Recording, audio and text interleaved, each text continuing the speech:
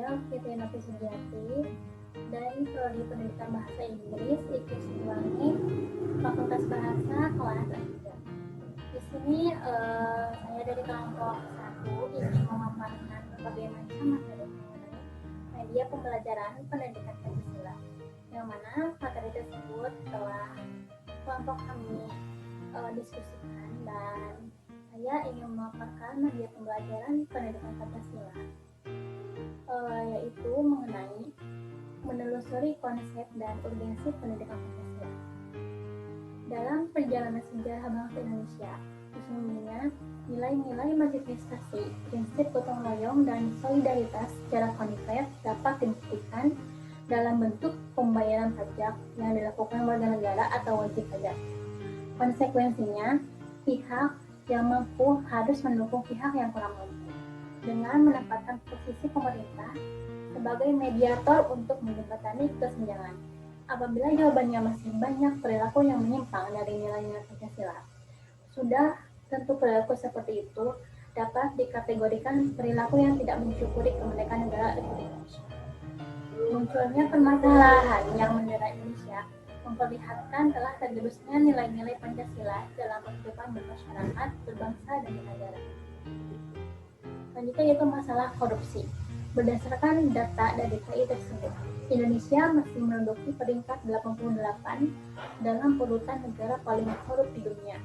Agar perilaku koruptif tersebut ke depan dapat makin direduksi, maka mata kuliah pendidikan Pancasila perlu diintensifkan di perguruan tinggi. Hal tersebut dikarenakan mahasiswa merupakan kelompok elit intelektual generasi muda dalam pejabat publik di kemudian hari. Hal inilah tantangan yang harus direspon bersama agar prinsip good governance dapat terwujud dengan lebih baik di Indonesia. Indonesia saat ini adalah sampah pembangunan yang tidak memperhatikan andal dan andal. Polusi yang diakibatkan pabrik dan kendaraan yang semakin banyak. Hal tersebut menunjukkan bahwa kesadaran masyarakat terhadap kelestarian lingkungan masih perlu ditingkatkan. Demokratisasi mengalir dengan deras menyusul terjadinya reformasi. Sebagai contoh, acap kali mengemuka dalam wacana publik bahwa ada segelintir elit politik di daerah yang memiliki pemahaman yang sempit tentang otonomi daerah.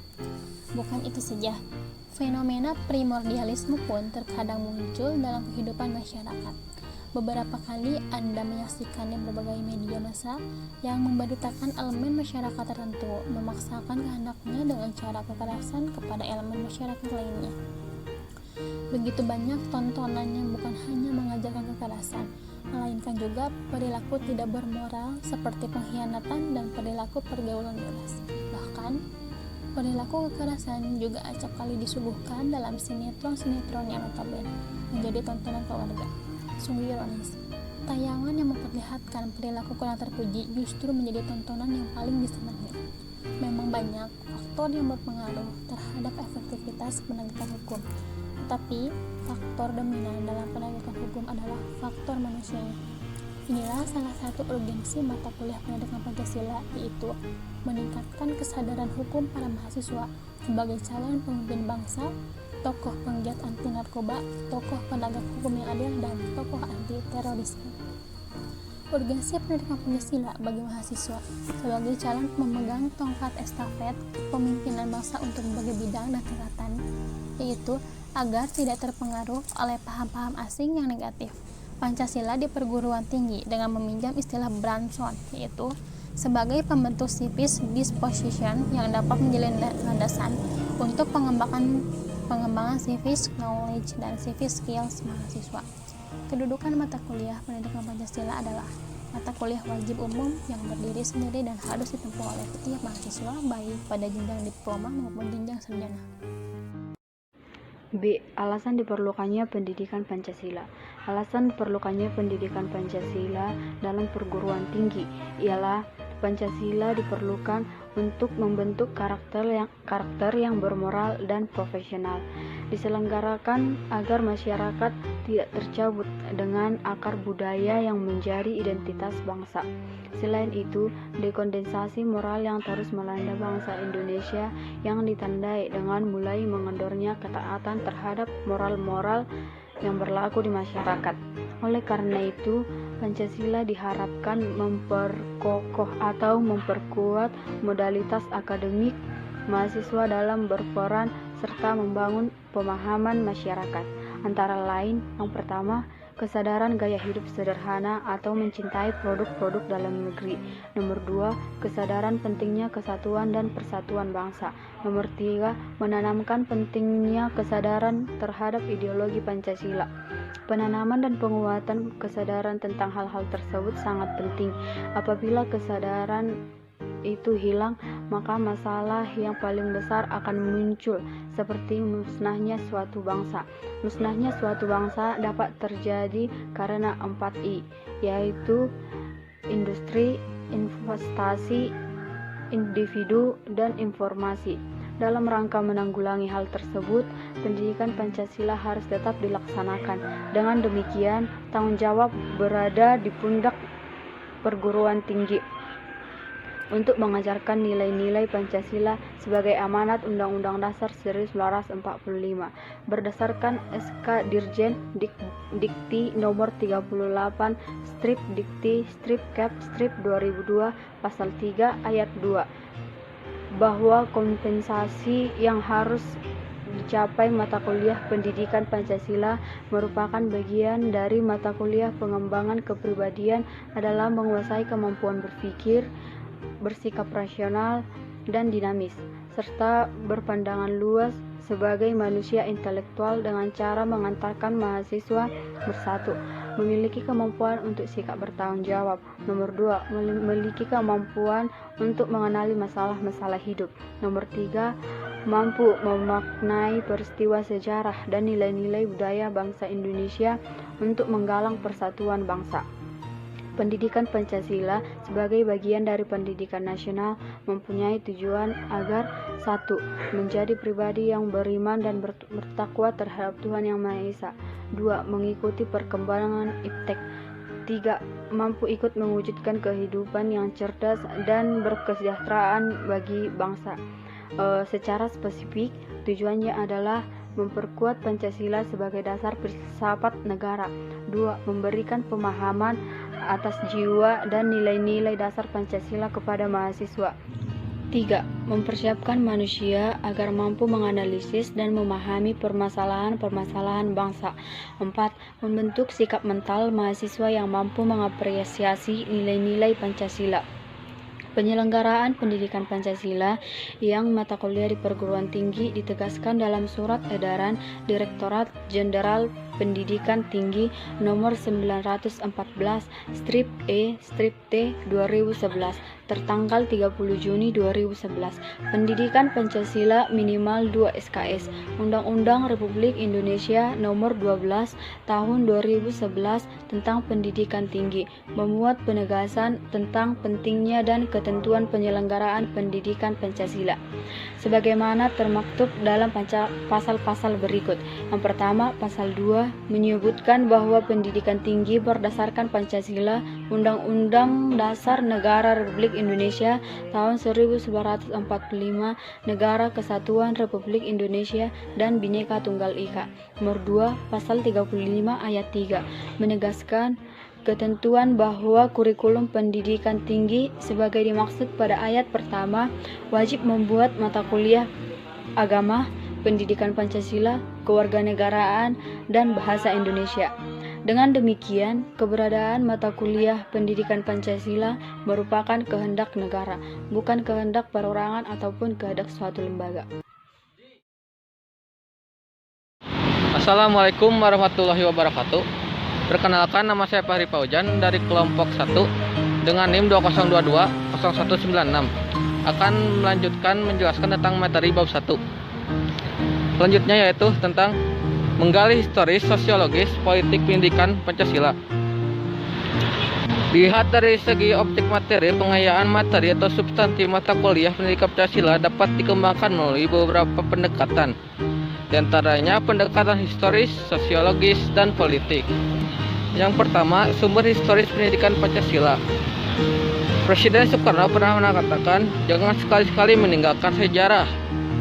Pernyataan tersebut dimaknai bahwa sejarah mempunyai fungsi penting dalam membangun kehidupan bangsa dengan lebih bijaksana di masa depan. Pengertian lain dari stars tersebut yang sudah menjadi pendapat umum adalah sejarah merupakan guru kehidupan. Implikasinya pengayaan materi perkuliahan Pancasila melalui pendekatan historis adalah amat penting dan tidak boleh menganggap remeh guna mewujudkan kejayaan bangsa di kemudian hari melalui pendekatan ini. Yang kedua yaitu sumber sosiologis pendidikan Pancasila. Sosiologis dipahami sebagai ilmu tentang kehidupan antar manusia, di dalamnya mengkaji antara lain latar belakang, susunan, dan pola kehidupan sosial dari berbagai golongan dan kelompok masyarakat. Di samping juga mengkaji masalah-masalah sosial, perubahan, dan pembaharuan dalam masyarakat. Soekarno menegaskan bahwa dalam perspektif sosiologi, sosial masyarakat pada suatu waktu dapat dan tepat memiliki nilai-nilai sosial tertentu. Yang ketiga adalah sumber yuridis pendidikan Pancasila. Negara Republik Indonesia adalah negara hukum, restrat, dan salah satu cirinya atau istilah yang bernuansa sinonim yaitu pemerintahan berdasarkan hukum, rule of law. Pancasila sebagai dasar negara merupakan dasar dan sumber pembentuk dalam menyelenggarakan negara. Hal tersebut berarti pendekatan yuridis merupakan salah satu pendekatan utama dalam mengembangkan atau pengayaan materi mata kuliah pendidikan Pancasila. Yang keempat tentang politik pendidikan Pancasila. Salah satu sumber pengayaan pendidikan Pancasila adalah berasal dari fenomena kehidupan politik bangsa Indonesia. Tujuannya agar Anda mampu mendiagnosa dan mampu memformulasikan saran-saran tentang upaya atau usaha mewujudkan kehidupan politik yang ideal sesuai dengan nilai-nilai Pancasila. Melalui pendekatan politik ini, Anda diharapkan mampu menafsirkan fenomena politik dalam rangka menemukan pedoman yang bersifat moral yang sesuai dengan nilai-nilai Pancasila untuk mewujudkan kehidupan politik yang sehat. Pada gilirannya, Anda mampu memberikan kontribusi konstruktif dalam menciptakan struktur politik yang stabil dan dinamis. Untuk sekian yang saya dapat sampaikan. Selanjutnya akan disampaikan oleh Assalamualaikum warahmatullahi wabarakatuh. Nama saya Jihad dari Prodi Bahasa Inggris kelas A3 kelompok 1. D. Membangun argumen tentang dinamika dan tantangan pendidikan Pancasila. Dinamika pendidikan Pancasila. Pada masa awal kemerdekaan, pembudayaan nilai-nilai tersebut dilakukan dalam bentuk pidato-pidato para tokoh bangsa dalam rapat-rapat akbar yang disiarkan melalui radio dan surat kabar. Kemudian pada 1 Juli 1947 diterbitkan sebuah buku yang berisi pidato Bung Karno tentang lahirnya Pancasila. Pancasila, kurikulum inti mata kuliah dasar umum. Pancasila pola 100 jam di perguruan tinggi. Seiring dengan terjadinya peristiwa reformasi pada 1998, lahirlah ketetapan Direktorat Pendidikan Tinggi 2004 yang dilaksanakan di 81 perguruan tinggi negeri menunjukkan kondisi yang memprihatinkan, yaitu Pancasila tidak lagi tercantum dalam kurikulum mayoritas perguruan tinggi. Namun, masih terdapat beberapa perguruan tinggi negeri yang tetap mempertahankan mata kuliah pendidikan Pancasila. Salah satunya adalah Universitas Gadjah Mada. Tantangan pendidikan Pancasila. Tantangan ini dapat berasal dari internal perguruan tinggi, misalnya faktor ketersediaan sumber daya dan spesialisasi program studi yang makin tajam. Adapun tantangan yang bersifat eksternal antara lain adalah krisis keteladanan dari para elit politik dan maraknya gaya hidup hedonistik di dalam masyarakat. Indonesia sebagai berikut. Sejak 1998 kita memasuki era reformasi. Di satu sisi kita menyambut gembira munculnya fajar reformasi yang diikuti gelombang demokratisasi di berbagai bidang.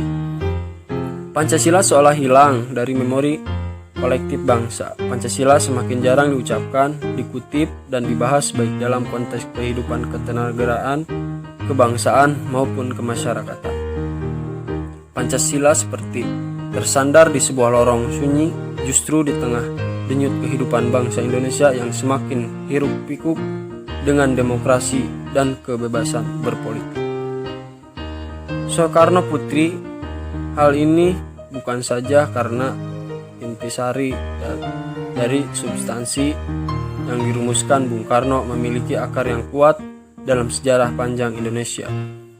Tetapi nilai-nilai yang melekat di dalamnya melewati sekat-sekat subjektivitas dari sebuah peradaban dan waktu. Saifuddin Zuhri yang menggantikan Kiai Haji padahal Persatuan Nasional yang dimaksudkan oleh Bung Karno adalah untuk menghadapi kapitalisme dan imperialisme sebagai penyebab dari kerusakan yang hebat pada kemanusiaan. Kemanusiaan yang hebat pada kemanusiaan tersebut pernah disampaikan oleh Bung Karno sebagai manusia yang berada di abad 20. Bayangkan, kini kita yang berada di abad 21 dan terbukti bahwa apa yang diprediksikan ternyata sangat visioner dan jauh ke depan. Ini menjadi kebenaran dan fakta sejarah. Indonesia yang berdaulat di bidang politik, berdiri di atas kaki sendiri di bidang ekonomi, dan berkepribadian dalam bidang kebudayaan. Karena itulah, hal yang lebih penting melalui peringatan Pancasila 1 Juni ini bukanlah terletak pada acara seremoni balaka, tetapi kita letakkan pada hikmah dan manfaat bagi bangsa ke depan untuk menghadapi berbagai tantangan zaman yang kian hari semakin kompleks. Bagi saya, peringatan kali ini mestinya merupakan jalan baru, jalan ideologis untuk mempertegas bahwa tidak ada bangsa besar jika tidak bertumpu pada ideologi yang mengakar pada nurani rakyatnya. Kita bisa memberikan contoh negara seperti Jepang, Jerman, Amerika, Inggris, dan RTT.